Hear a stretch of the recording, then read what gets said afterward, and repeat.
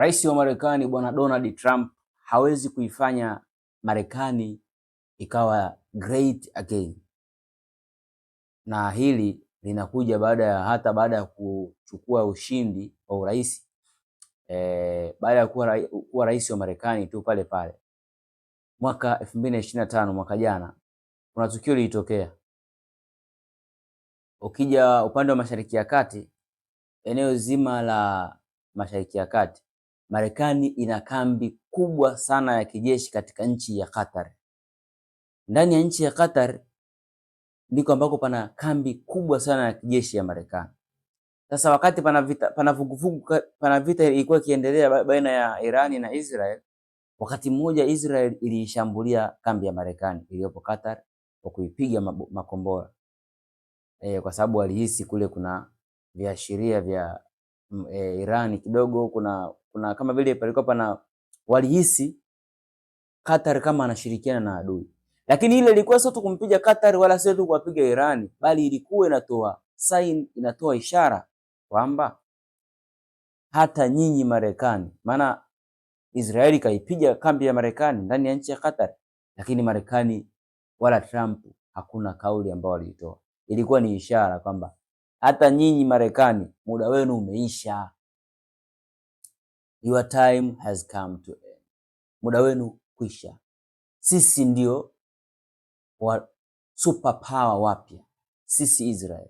Kwa hivyo Trump hawezi kuifanya Amerika kubwa great again, bali sasa hivi amekuja kumaliza, na huyu jamaa ni anichizi, akili yake anaijua mwenyewe.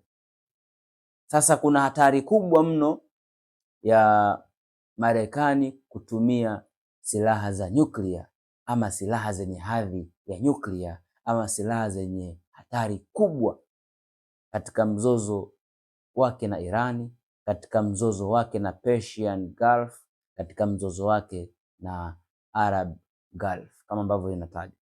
Sasa kwa nini tunasema haya?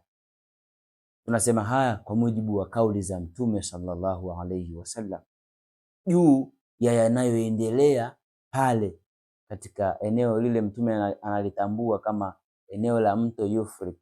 Haina maana Persian Gulf ni mto au Arab Gulf ni mto, bali Mtume ametaja ili eneo kama mto Furati, yani mto wa Euphrates. Sasa haya mambo huwezi kuyasikia kwa mchambuzi wa geopolitics, huwezi kuyasikia. Na mimi sio mchambuzi wa siasa za kidunia kwa mujibu wa kisekula, mimi sivyo. Mimi nachambua matukio ya duniani kwa mujibu wa dini ya Kiislamu. Hichi ndicho ambacho mimi nimebase. Kwa wewe ambaye utakuwa unatafuta mchambuzi wa kidunia ambaye amebase upande wa secular, hakuna haja ya kufanya boxing match. Tafute, nenda kamsikilize. Sasa basi, kwa mujibu wa Mtume sallallahu alaihi wasallam, kuna hatari kubwa inaweza ikafanyika juu ya tukio ambalo linaendelea, mzozo unaoendelea baina ya Irani na Marekani. Kivipi? Mtume sallallahu alaihi wasallam anazungumza, anasema zitawajia watu zama katika eneo la mto Furati kutatokea ule mto utakauka. Ukikauka pataibuka mlima wa dhahabu, ambapo huo mlima wa dhahabu kila mmoja atakuwa akipambana kutaka kumiliki yeye, jambo ambalo litapelekea vita kubwa, ambapo katika vita hivyo watu 99 kati ya 100 watakufa. Akaonya Waislamu kuto kuviingilia vita hivi. Tutaongea huko mbele kama tuviingilie vita hivi, alituelekeza tufanye nini. Akaonya Waislamu waumini kuto kuingilia vita hivi, japo wapo Waislamu watakuwa wakipigania vita hivi. Sasa mto Euphrates na mto Tigris ndio mito ambayo inapita baina ya Iraki kule, inaenda inapeleka maji yake, inakuja inaungana, inakuja kuingia kwenye Shat al-Arab. Mto inakuja inaungana, inakuja kuwa kwenye mto mkubwa ambao ni Shat al-Arab, ambao huu mto ndio unaoingiza maji yake katika Persian Gulf. Persian Gulf ni eneo ambalo kuna hiyo kimfereji kidogo sana ambacho nicho cha muhimu mno duniani. Kikosekana hicho, basi vitu vingi haviwezi kukamilika kote huko. Mafuta hayawezi kufika Afrika au kwenda maeneo mbalimbali duniani, kwa sababu kile ndio kimfereji ambacho kinaunganisha na bahari kuu. Lazima upite pale ndio upate njia katika bahari kuu. Kwa kile kieneo kile, hicho kieneo cha Strait of Hormuz kiko mle kwenye Persian Gulf, ambao kwa asilimia kubwa Iran ndiye anayecontrol. Sasa Mtume sallallahu alaihi wasallam alipozungumza kuhusu mlima wa dhahabu katika mto Furati, ndugu zangu, alikuwa hakusudii dhahabu hii ambayo tunaifahamu sisi. Miaka 1400 iliyopita ilikuwa ni vigumu sana kuambia maswahaba kwamba kuna kitu kinaitwa mafuta, lakini ilikuwa ni rahisi kueleza kwamba kuna kitu kinaitwa dhahabu, kwa sababu dhahabu alikuwa anaifahamu. Kwa Mtume alitumia lugha ya ishara kwa ajili ya sisi wa kipindi hichi tuelewe. Hii iliyokwenda zungumzwa hapa sio gold, hii gold. Hii ni black gold. Mafuta ndiyo yaliyokuwa kizungumzwa hapa. Dunia nzima zaidi ya 25% ya mafuta dunia nzima yanapatikana katika lile eneo la Persian Gulf ama Arab Gulf. Mafuta, gesi, tajiri mkubwa huko pale. Sasa Mtume aliposema katika watu 100 watakufa 99, atabakia mmoja. Ndugu zangu, vita vya kawaida hivi tunavyojua vya kila siku haviwezi kuua watu 99 katika watu 100 kwa mkupuo, haviwezi. Kwa ni lazima tu kuna namna patatumika silaha za nuclear weapons. Lazima patumike silaha za nuclear. Na pakipigwa nuclear maanake ndio pataua watu wengi sana katika kundi la watu. Wengi katika watu watakufa kutokana na hiyo nuclear. Kuna hatihati Marekani huenda akatumia nuclear kumshambulia Iran. Ukimya huu ambao tunauona kwa Irani si bure. Anazidi kutafakari namna kumwataki Iran. Kwa huenda kwa kuwa shagundua Irani hana nuclear, huenda akatumia nuclear au silaha yenye hadhi ya nuclear ili kumpiga Iran. Jambo ambalo litapelekea zaidi ya watu 90, yani watu wengi mno watapoteza maisha. Kitendo cha Irani kupigwa kitapelekea hii Persian Gulf kuto kupitika. Itapelekea hii Strait of Hormuz kuto kupitika. Isipopitika hakutokuwa na kitu kinachokuja huku kwetu Afrika wala mataifa mengine wala kwenda kwao wale. Ndio maana kama wewe unafuatilia vizuri utagundua Marekani imeichukua Venezuela, nchi inayoongoza duniani kwa kuwa na oil reserve. Imeichukua Venezuela kama backup plan yake. Wanajua wakimvaa Irani kule wao mafuta atakuwa changamoto kufika. Kwa wataitumia backup ya Venezuela kukamilisha mambo yao pale Marekani. Jamaa wana akili sana. Kwa walishamaliza kule, wanataka waje kwa Iran. Hofu yangu kubwa ni kwamba hii hali inaweza ikaibua vita kuu ya 3 ya dunia. Tumeshuhudia Russia ambao ndio washirika wakuu sana wa Irani na China wakiwa kimya dhidi ya Venezuela, naye pia alikuwa mshirika wao. Lakini kwa Irani huenda ikawa tofauti. Endapo Marekani atatumia nuclear, ataibua vita kubwa ya 3 ya dunia. Lazima washirika wake waamke, waone kwamba kumbe huyu bwana ana uwezo wa kutuingilia muda wowote kwa kutumia nuclear. Basi lazima wataamka kwa namna moja ama nyingine. Huenda vita kuu ya 3 ya dunia ikaamka hapo. Baada ya hivi vita vikianza kupiganwa baina ya hawa Irani na Marekani, tushasema ule mfereji utakuwa umefungwa wa Strait of Hormuz. Ukifungwa ule mfereji maana yake hapapiti mafuta, hali ambayo itapelekea mafuta kuwa ghali sana duniani. Mafuta yakiwa ghali, maisha ya watu pia yatakuwa ya shida, kwa sababu vitu vitapanda bei. Vitu vikipanda bei, maisha ya watu yatakuwa ni taabu, dhiki. Mtume anasema hivi.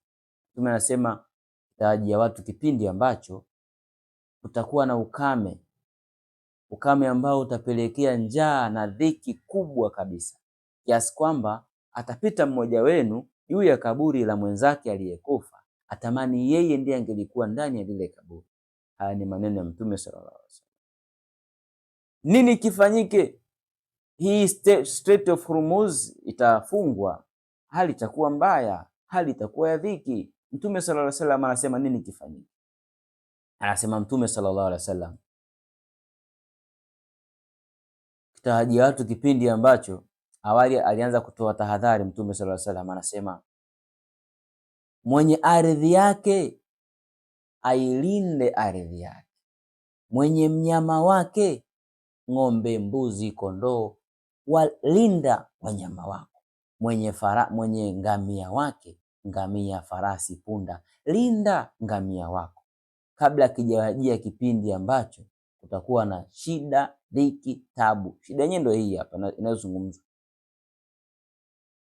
Masahaba wakauliza, vipi pia ya Rasulullah, kwa sisi ambao tutakuwa hatuna au wanyama wala ardhi, tufanye nini? Mtume akasema, nenda chukua upanga wako, nenda kwenye jiwe lililokuwa limekaa vizuri, ufanye ule upanga uwe butu kabisa kabisa, usiwe na uwezo wa kukata kitu, kisha nusuru nafsi yako ikiwa utaweza kufanya hivyo. Nitoe fafanuzi juu ya hii hadithi.